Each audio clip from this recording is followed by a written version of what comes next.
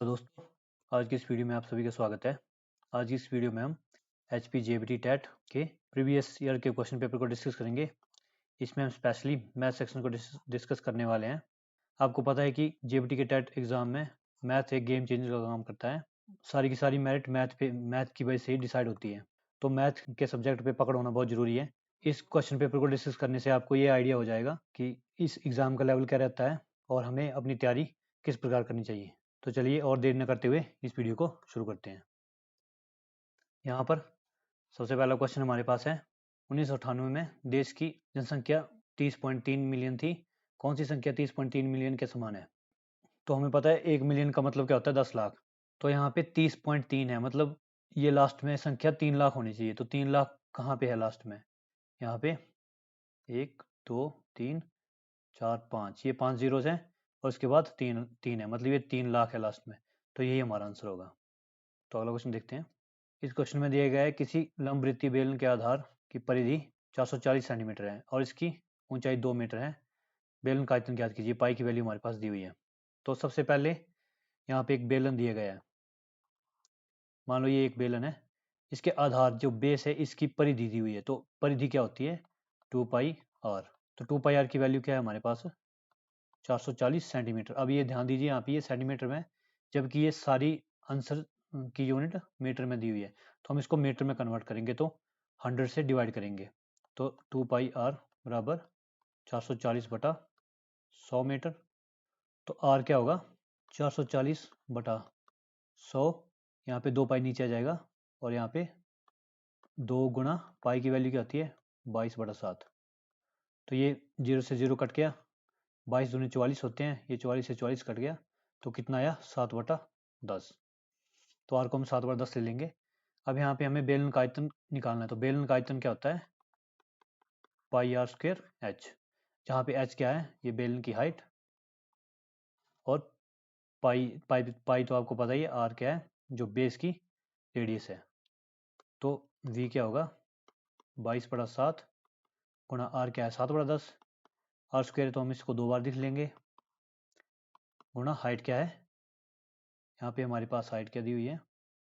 2 metre. तो यहाँ पे 2 आ जाएगा। अब यहाँ पे 7 से 7 कट गया, 22 को 2 से मल्टीप्लाई करेंगे तो 44 आएगा।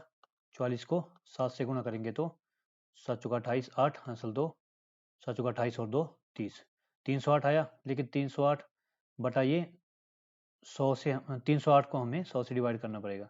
तो क्या आ जाएगा? 2 अंक छोड़ के यहाँ पे 10 लगाएंगे तो वॉल्यूम क्या आ जाएगी? 3.08 क्यूबिक मीटर। तो हमारा आंसर कौन सा है इसमें? ये बी ऑप्शन सही है। क्वेश्चन नंबर 93 में दिया गया है 15/35 की तुल्य भिन्न ज्ञात कीजिए जिसका हर 7 हो। तो 15/35 को हम ऐसे लिख सकते हैं, 15/35, ये 5 से जाएगा 5, ये 15 और 5 होते 35। अब यहाँ पे हर मतलब जो नीचे का पार्ट होता है उसको हर बोलते हैं। तो ये यहाँ पे 7 है तो पूरी भिन्न 3 बार 7 है, तो आंसर क्या होगा? 3/7, सी ऑप्शन। 94 क्वेश्चन हमारे पास है। अगर एक 3 अंक की संख्या 24x 9 से विभाजित हो जाती है तो x का कौन सा x के स्थान पे कौन सा अंक होगा? तो हमें पता है कि डिविजिबिलिटी रूल क्या कहता है कि कोई भी संख्या जब 9 से विभाजित होती है तो उसके अंकों का योग क्या होता है? 9 से विभाजित हो जाता है, मतलब 9x होता है। तो यहाँ पे हम इसके अंकों को आपस में जोड़ेंगे, 2 जमा 4 जमा x। तो 4 और 2 कितना होगा? 6 जमा। अब x की यहाँ पे कौन सी वैल्यू रखें कि ये 9 आ जाए या 9 से विभाजित हो जाए? कम से कम न्यूनतम अंक क्या होगा? 3, क्योंकि 3 और 6 क्या हो जाता है? 9, 9 से कट जाएगा ये। तो यहाँ पे क्या हो जाएगा हमारे आंसर? बी। 95 क्वेश्चन क्या है? 1 minus tan square 45 divided by 1 plus tan square 45 का मान क्या है? तो यहाँ पे 45 डिग्री हमारे पास एंगल दिया हुआ है। तो हमें पता है कि tan 45 डिग्री की वैल्यू क्या होती है? 1। तो सिंपली यहाँ पे 1 पुट कर देंगे तो क्या होगा? 1 minus 1 divided by 1 plus 1। 1 minus 1 0 होता है, 0 डिवाइडेड बाई 2 इक्वल टू 0। तो यहाँ पे ऑप्शन सी सही आंसर है। यहाँ पे हमारे पास 96 क्वेश्चन क्या है? 25 विद्यार्थियों में से 72% गणित में रुचि रखते हैं। कितने विद्यार्थी गणित में रुचि नहीं रखते हैं? तो 72% दिए हमारे पास, ये गणित में रुचि रखते हैं। तो कितने परसेंट रुचि नहीं रखते हैं? 100 में से 72 को उठा देंगे, कितना बचा? 28%। तो ये रुचि नहीं रखते हैं। कितने का परसेंटेज निकालना है? 25 का। तो हम इसको सॉल्व करेंगे। 28 गुणा 25 बटा 100, ये 25 से 4 बार जाएगा और ये 7 बार। तो आंसर क्या आ गया हमारे पास? 7। ऑप्शन बी सही है। दो पूर्ण संख्याओं का गुणनफल 24 है। इन संख्याओं का न्यूनतम संभव योग है। अब 24 किस किस संख्या का गुणनफल होता है, पहले ये लिख लेते हैं। सबसे पहले तो 6 गुणा 4 होता है, फिर 8 गुणा 3 होता है, फिर 12 गुणा 2 होता है। अब इसमें देखेंगे हम इनका सम क्या होता है। 6 और 4 का सम 10 होता है, 8 और 3 का 11 होता है, 12 और 2 का 14 होता है। तो न्यूनतम योग बताया, तो न्यूनतम तो यहाँ पे 10 आया ना, तो यहाँ पे ऑप्शन सी सही आंसर है। तो चलिए अगला क्वेश्चन देखते हैं। 98 क्वेश्चन है, यदि अंडरूट 1 जमा एक्स बटा 144 बराबर 13 बटा 12 है तो एक्स का मान क्या होगा? तो यहाँ पे हम इसको ऐसे लिख सकते हैं, 1 जमा एक्स बटा 144 बराबर 13 बटा 12 का स्क्वायर। तो 13 बटा 12 का स्क्वायर क्या होता है? 169 बटा 144। अब हमें इसको इस फॉर्म में बनाना है, प्लस वाली फॉर्म में। तो 1 जमा 169 से 144 के तो 25 बचे हमारे पास बटा 144।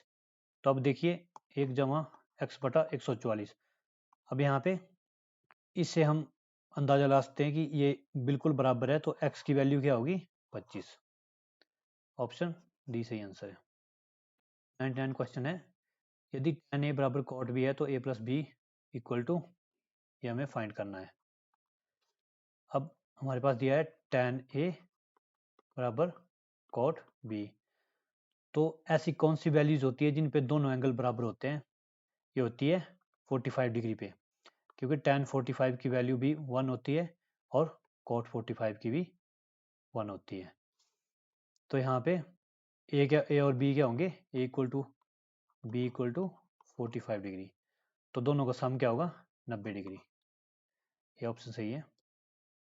संख्या शून्य है, यहाँ पे ये विषम संख्या भी नहीं है, अभाज्य भी नहीं है, प्राकृतिक भी नहीं है, तो पूर्ण संख्या है, क्योंकि पूर्ण संख्या में जीरो भी काउंट होता है।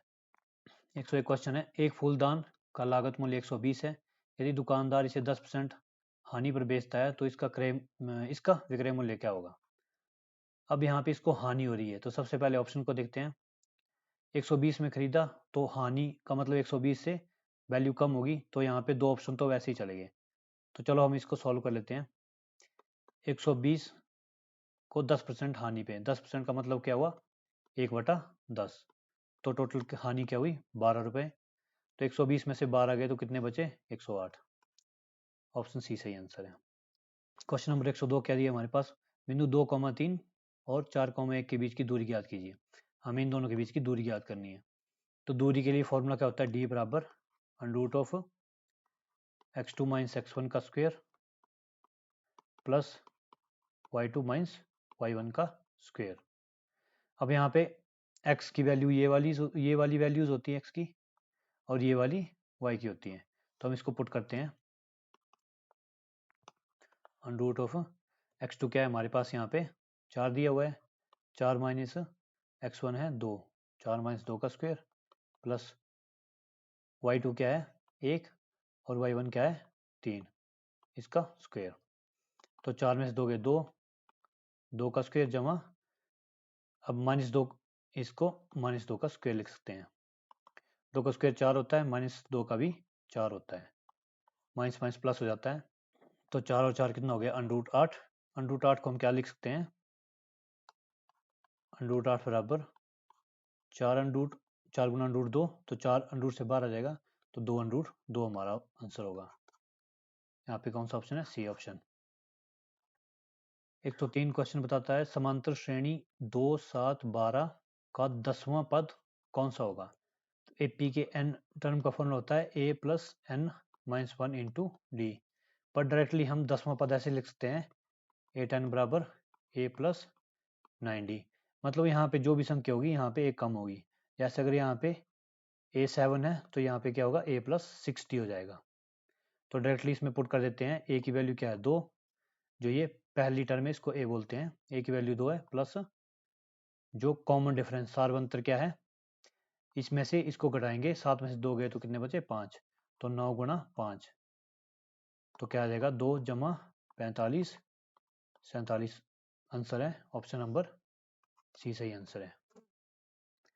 क्वेश्चन नंबर 104 में क्या है, 56,000 पर 2 वर्ष पश्चात किस दर से 280 साधारण ब्याज दे होगा। तो हमारे पास इसको निकालने का सिंपल फॉर्मूला है, आई इंटरेस्ट क्या होता है पी आर टी बटा 100। तो हमने क्या निकालना है, रेट मतलब दर निकालनी है। आर को क्या लिख सकते हैं, आई गुणा 100 बटा पी गुणा टी। तो आई की वैल्यू क्या है, ब्याज कितना है 280 गुणा 100 बटा प्रिंसिपल मूलधन क्या है 56,000 गुणा टाइम 2 वर्ष है। तो 2 जीरो से 2 जीरो कट गई, यहाँ पे 1 जीरो से ये कट गई, 28 को 2 से गुणा करेंगे तो 56 होगा, तो मतलब 1/4, और 1/4 की वैल्यू क्या होती है 0.25, तो यहाँ पे क्या होगा 0.25%। 105 क्वेश्चन, एक ऐसे समचतुर्भुज का क्षेत्रफल ज्ञात करें जिसके विकर्णों की लंबाइयां 10 सेंटीमीटर और 8.2 सेंटीमीटर है। तो हमें पता है कि समचतुर्भुज का क्षेत्रफल क्या होता है, ए बराबर पी क्यू बटा 2। यहाँ पे पी और क्यू क्या होते हैं, जो डायगोनल जो विकर्ण होते हैं उनकी लंबाइयां होती हैं। तो पी और क्यू मतलब 10 और 8.2, तो 10 गुणा 8.2 बटा 2 आ जाएगा। तो यहाँ पे सिंपली कैलकुलेट करने के लिए इसको 82 लिख देते हैं बटा 2, मतलब 41 आंसर है। तो यहाँ पे ऑप्शन सी सही है। अब यहाँ पे देखिए, यहाँ पे एक में सेंटीमीटर स्क्वायर दिया है, एक में सेंटीमीटर दिया है, तो एरिया हमेशा सेंटीमीटर स्क्वायर में होता है। तो आप हमेशा ये ध्यान रखना कि एरिया हमेशा सेंटीमीटर स्क्वायर में होता है। 106 क्वेश्चन क्या है हमारे पास कुछ वैल्यूज दी गई हैं, इनका बहुलक है। तो बहुलक क्या होता है, बहुलक होता है जो भी सबसे ज़्यादा बार रिपीट होता है। तो हम इन सभी वैल्यूज को देखेंगे। अभी 3 है, 3 कितनी बार आया है, 1 2 2 बार आया है। उसके बाद 2 है, 2 कितनी बार आया है, एक ही बार आया 2। उसके बाद क्या है 5, 5 कितनी बार आया है, 1 2 बार आया 5 भी। उसके बाद क्या है 4, 4 जो है वो 3 बार आया है। 4 कितनी बार आया है, 3 बार। सॉरी, यहाँ पे 5 कितनी बार आया है, 2 बार। तो यहाँ पे सबसे ज़्यादा 3 बार क्या आया है, 4। तो आंसर क्या हो जाएगा 4, ऑप्शन बी सही आंसर है। क्वेश्चन नंबर 107 में क्या दिया हमारे पास, एक चतुर्भुज के 3 कोण 75 डिग्री 90 डिग्री और 75 डिग्री हैं, इसका चौथा कोण होगा। अब जो चतुर्भुज होती है उसके कोणों का योग क्या होता है 360 डिग्री। तो हम इनको ऐड करेंगे आपस में, तो ये इनको ऐड करेंगे तो क्या आएगा 75 जमा 75 जमा 90। तो 75 75 कितने होते हैं 150, और 90 कितने हो गए 15 और 9 कितने हो गए 24, 240 हो गया। तो 360 में से 240 को घटाएंगे तो हमारे पास क्या आएगा 120 डिग्री। तो आंसर क्या है, डी आंसर है। 108 क्वेश्चन में क्या दिया है हमारे पास, दो ऋणात्मक पूर्णांकों का गुणनफल होता है। अब ऋणात्मक का मतलब होता है नेगेटिव, यहाँ पे दिया इंग्लिश में। दो ऋणात्मक पूर्णांकों का गुणनफल क्या होता है। अब कोई मान लो ऋणात्मक पूर्णांक 1 है, तो -1 है ना, -1 को -1 से गुणा करेंगे तो प्लस का 1 आता है, क्योंकि माइनस गुणा माइनस क्या होता है प्लस। तो मतलब कोई भी दो नेगेटिव वैल्यू होंगी उनका प्रोडक्ट हमेशा पॉजिटिव होगा। तो इसका ऑप्शन डी सही आंसर है। यहाँ पे 109 क्वेश्चन दिया है हमारे पास, 0.0016 का वर्गमूल क्या है। अब ये तो काफ़ी सिंपल है, इसमें हमने क्या करना है, 16 का वर्गमूल क्या होता है 4। यहाँ पे कितनी वैल्यू है, दशमलव के बाद 4 वैल्यूज दी हैं। तो हम इसको क्या करेंगे, जब वर्गमूल लेते हैं तो ये वैल्यूज आधी हो जाती है, जैसे 4 है तो 2 हो जाएंगी। तो यहाँ पे एक ही है, तो यहाँ पे एक और ले लेते हैं और यहाँ पे पॉइंट लगा देते हैं। तो आंसर क्या हो गया 0.04, ये ऑप्शन सही है। 110 क्वेश्चन क्या है हमारे पास, x square minus z square plus y square -2xy का गुणनखंड है। तो हम इसको ऐसे लिख लेते हैं, x square plus y square -2xy z square. अब यहाँ पे हमें एक चीज़ पता चल रही है कि ये क्या है, x माइनस वाई का स्क्वायर है। तो हम इसे ऐसे लिख लेते हैं, x माइनस वाई का होल स्क्वायर माइनस जेड का स्क्वायर। अब हम इस x माइनस वाई को a मान लेते हैं, इसको b मान लेते हैं। तो हमारे पास कौन सा फार्मूला बन जाएगा, a square minus b square का फार्मूला क्या होता है a plus b into a minus b. तो इसे हम कैसे लिख सकते हैं, x minus y minus z into x minus y plus z. अब इसमें से यहाँ पे कौन सी वैल्यू दी हुई है, एक्स माइनस वाई तो पहले सब में ही देखना पड़ेगा हमको, तो एक्स माइनस वाई सिर्फ पहले वाली में ही है, तो इसलिए यही सही आंसर है, x minus y plus z. 111 question क्या दिया हमारे पास, संख्या 63,606 में 6 के स्थानीय मानों का योग क्या है। तो यहाँ पे किसी भी संख्या का स्थानीय मान क्या होता है, जैसे ये 6 इकाई के अंक पे दिया हुआ है तो इसका स्थानीय मान 6 ही होगा। अब ये दूसरा 6 है, ये कहाँ पे दिया हुआ है, इकाई दहाई सैकड़ा, इस सैकड़े के स्थान पे दिया हुआ है, तो इसका क्या होगा 6 गुणा 100 मतलब 600 होगा इसका स्थानीय मान। और तीसरा क्या दिया हुआ है, इकाई दहाई सैकड़ा हजार 10,000, तो ये इसका क्या हो जाएगा 6 गुणा 10,000। अब हम इन तीनों वैल्यूज को जमा करते हैं, 60,000 जमा 600 जमा 6, तो आंसर क्या आया 60606। तो कौन सा ऑप्शन है यहाँ पे, ऑप्शन ए। 112 क्वेश्चन क्या दिया हमारे पास, दो संख्याओं का महत्तम समावर्तक 28 तथा उनका लघुत्तम समावर्त्य 336 है, यदि एक संख्या 112 है तो दूसरी संख्या क्या है। अब हमें पता है कि दो संख्याओं का एक फॉर्मूला होता है, दो संख्याओं का गुणनफल क्या होता है, कोई संख्या ए और बी है, ए और बी का गुणनफल क्या होता है, HCF गुणा LCM। तो यहाँ पे दो संख्याएं क्या दी हुई हैं, एक संख्या 112 दी है, एक संख्या को हम ए मान लेते हैं, ए गुणा 112 बराबर HCF क्या दिया है, महत्तम समावर्तक 28 है और लघुत्तम समावर्तक क्या है 336। तो ए को क्या लिख सकते हैं हम, 28 गुणा 336 बटा 112। 112 को 3 बार गुणा करेंगे तो 336 आता है और 28 को 3 से गुणा करेंगे तो 84 आता है। तो हमारे पास ऑप्शन सी सही आंसर है। क्वेश्चन नंबर 113 हमारे पास, -3 से छोटी पर -8 से बड़ी पूर्णांकों की संख्या है।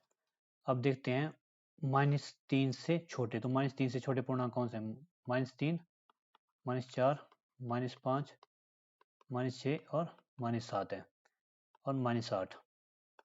अब -8 और -3 के बीच कितनी संख्याएं हैं, 1 2 3 और 4, तो आंसर क्या हो गया 4, ऑप्शन सी सही आंसर है। 114 क्वेश्चन क्या दिया हमारे पास, 4 अंकों की सबसे छोटी संख्या जो पूर्ण वर्ग है। अब यहाँ पे तो सबसे छोटी संख्या 4 अंक की 1000 है, लेकिन ये पूर्ण वर्ग नहीं है, उसके पास 1024 है। अब 1024 क्या होता है, 32 का स्क्वायर होता है, तो ऑप्शन ए सही आंसर है। 4 त्रिभुजों की भुजाएं नीचे दी गई है, इनमें कौन सा समूह त्रिभुज बनाता है। अब यहाँ पे समकोण त्रिभुज का मतलब क्या है कि जो एक एंगल है, ये बीच वाला एंगल ये होना चाहिए 90 डिग्री। तो ये कब होता है, जब ये पाइथागोरस थ्योरम को फॉलो करती है। पाइथागोरस थ्योरम क्या बोलती है, जो ये है मान लो इसको ए मान लेते हैं, इसको बी और इसको सी, तो ए का स्क्वायर क्या होता है बी का स्क्वायर प्लस सी का स्क्वायर। तो यहाँ पे 3 वैल्यूज दी है, हमने इनके स्क्वायर करने और इनको चेक करना है, तो मैंने इसे सॉल्व कर रखा पहले ही। तो इसमें ये ऑप्शन सी जो है ये फुलफिल करता है। इसमें क्या होता है, जो सबसे बड़ी संख्या है 61, इसका स्क्वायर क्या होता है 3721, 60 का स्क्वायर होता है 3600 और 11 का स्क्वायर होता है 121। तो जब इनको ऐड करते हैं तो ये वैल्यू आ जाती है, तो ऑप्शन सी सही आंसर है। प्रथम 5 पूर्ण संख्याओं का मध्य है। प्रथम 5 पूर्ण संख्याएं कौन सी है, 0 1 2 3 4, इसका मध्य मतलब इसके बीच में कौन सी संख्या है 2, तो ऑप्शन डी सही है। वैसे इसको निकालने का एक और फॉर्मूला होता है, इन सबको सम करना है और डिवाइडेड बाई जो टोटल नंबर है उससे डिवाइड कर देना है। तो इसका सम क्या होगा 4 3 7 2 9 और 1 10, और टोटल कितनी संख्या है 5, तो 5 से भाग करेंगे तो तब भी आंसर 2 ही आएगा। 117 क्वेश्चन है, 3 की पावर 0 जमा 2 की पावर 0 और गुणा 5 की पावर 0, इसको सॉल्व करना है।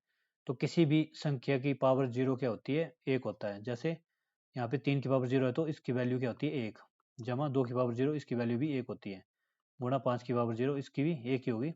तो 1 जमा 1 क्या होगा 2, 2 गुणा 1 क्या होता है 2, तो ऑप्शन सी सही आंसर है। 118 क्वेश्चन नंबर क्या है, एक्स अक्ष को क्या कहा जाता है, भुज, और वाई एक्सिस को क्या कहते हैं, कोटि। इंग्लिश में एब्सिस एक्स एक्सिस को कहते हैं और ऑर्डिनेट वाई एक्सिस को। 119 क्वेश्चन क्या है, माना कि आंकड़ों, ये जो आंकड़े दिए हुए हैं इसका माध्यक x है, यदि 8 के स्थान पर 18 कर दिया जाए तो आंकड़ों का माध्यक y है, x और y के मानों का योग क्या है। इस तरह के क्वेश्चन को सॉल्व करने के लिए सबसे पहले हमने क्या करना है, वैल्यूज को असेंडिंग ऑर्डर में लिखना है, मतलब बढ़ते क्रम में लिखना है। तो सबसे पहले छोटी वैल्यू क्या है, 8 है, उसके बाद क्या है 9, उसके बाद 13। अब 13 कितनी बार है, 2 बार है, तो 13 को हम 2 बार लिख लेंगे। उसके बाद 14 है, अब 14 की वैल्यू कितनी बार है, यहाँ पे 4 बार दी गई है, तो 14 की वैल्यू 4 बार लिख लेंगे। उसके बाद क्या है 15, 15 की वैल्यू कितनी बार है, 3 बार, 15 और 15। उसके बाद 16 है 2 बार, तो 16 और 16 लिख लेंगे। उसके बाद 2 बार 17 है, 2 बार 17 है। तो ये टोटल कितनी वैल्यूज हैं, इसको गिनेंगे 1 2 3 4 5 6 7 8 9 10 11 12 13 और 14 15, 15 टोटल वैल्यूज यहाँ पे। तो जब यहाँ पे टोटल वैल्यूज ऑड होती हैं तो इसका फॉर्मूला होता है n+1 डिवाइडेड बाई 2, और जब इवन होती है तो सिंपली n/2 होता है। तो यहाँ पे n क्या होती है, टोटल नंबर ऑफ वैल्यूज। तो यहाँ पे 15 है, तो 15 जमा 1 कितना हो जाएगा 16 डिवाइडेड बाई 2, तो कितना हो जाएगा 8। तो यहाँ पे जो 8वें स्थान पर वैल्यू होगी वो होगी, तो 8वें स्थान पर कौन सी वैल्यू है, 1 2 3 4 5 6 7 8, 8वें स्थान पर 14 है। अब दूसरे केस में क्या बताया है, ये तो हमारे पास x की वैल्यू आ गई, x बराबर 14। अब यदि 8 के स्थान पर 18 कर दिया जाए, अगर 8 को हटा दिया जाए और इसको यहाँ पे लिख जाए, मतलब 18 होगा तो इससे बड़ा होगा तो यहाँ पे लिखेंगे ना, तो इसमें भी नंबर ऑफ वैल्यूज तो टोटल 15 ही रहेंगी, तो ये भी 8वें स्थान पे आएगा। तो 8वें स्थान पे हमने देखना है कि कौन सी वैल्यू है। अब 8वें स्थान पे एक वैल्यू इस साइड शिफ्ट हो जाएगी तो 15 आ जाएगा, तो y क्या आ जाएगा 15। अब हमें क्या फाइंड करना है, x प्लस वाई का मानों का योग, तो इनको जमा कर देना है, 15 और 14 कितना होता है 29, तो ऑप्शन बी सही आंसर है। 120 क्वेश्चन क्या बोलता है, निम्नलिखित में से कौन सा सूत्र अर्धवृत्त का परिमाप दर्शाता है जिसकी त्रिज्या r है। अब अर्धवृत्त क्या होता है, मतलब वृत्त का आधा, तो ये हो गया वृत्त का आधा। अब यहाँ पे पूरे वृत्त का परिमाप क्या होता है 2πr, तो आधे वृत्त का क्या होगा 2πr/2, मतलब πr। अब πr तो ये हो गया, यहाँ से लेके यहाँ तक πr हो गया, तो ये r होती है रेडियस, तो इसका डबल क्या हो जाएगा 2r, तो टोटल क्या हो जाएगा πr प्लस 2r। तो कौन सा ऑप्शन है, πr plus 2r, option B सही है। तो दोस्तों ये था HPJBT टेट का प्रीवियस ईयर का क्वेश्चन। इसको मैंने जितना हो सकता था उतनी आसान भाषा में सॉल्व करने की कोशिश की है, और आशा करता हूँ कि आपको समझ भी आया होगा। अगर आपको अच्छी लगी ये वीडियो तो इस वीडियो को लाइक करें, शेयर करें और चैनल को सब्सक्राइब कर लीजिए ऐसी बेहतरीन वीडियोज़ को देखने के लिए। मिलते हैं आपसे ऐसी बेहतरीन वीडियो में, तब तक के लिए धन्यवाद।